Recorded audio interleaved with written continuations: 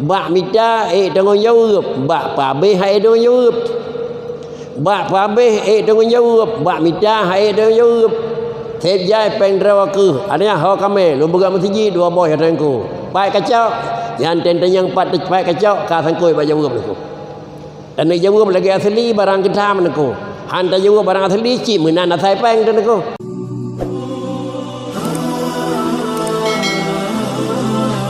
Jemaah yang terhormat, dikarenakan karena manusia sesudah pada satu saat udip datih permukaan alam, Allah menerima balik hamba.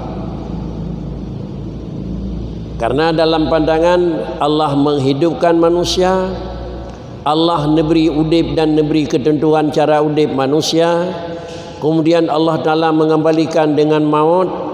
Kemudian Allah memasukkan jalan dengan damang alam kubur.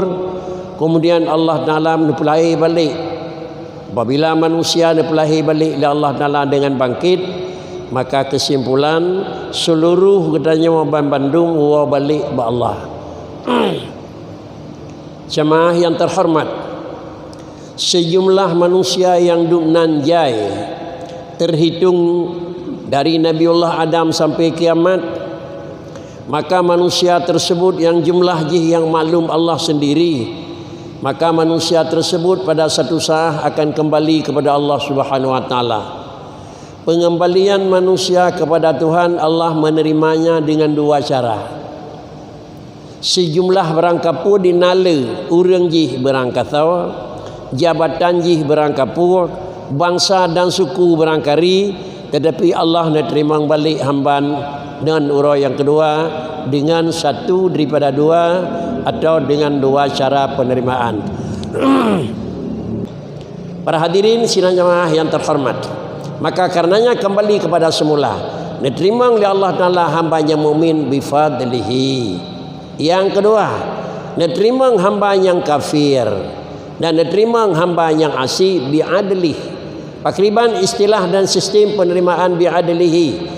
Sistem penerimaan bi'adlihi adalah dina nebulang li Tuhan, ubina nijuk li Allah Ta'ala, ka biasa ta dengar-dengar ne pegah-pegah li dengku, baik di mimbar Jumaat, baik di tempat pengajian, baik di tempat ni tanya persoalan semua sesuatu min aina ila aina bat tacok ho tame ni tanyang tu tanggung jawab bat tamita tanggung jawab pane peng sajan ke lu megaw lu mekat mandum tanggung jawab antara tanggung jawab bak betul bak masaha ni tanyang ho tame bak mita tanggung jawab bak pabe hai tanggung jawab bak pabe tanggung jawab bak mita hai tanggung jawab thep jai peng drawa ke adanya ho kame lu buka masjid dua boy hatangku pai kacau yang tenten yang pat pai kacau ka sangkoi ba jawab aku dan jawab lagi asli barang kita menku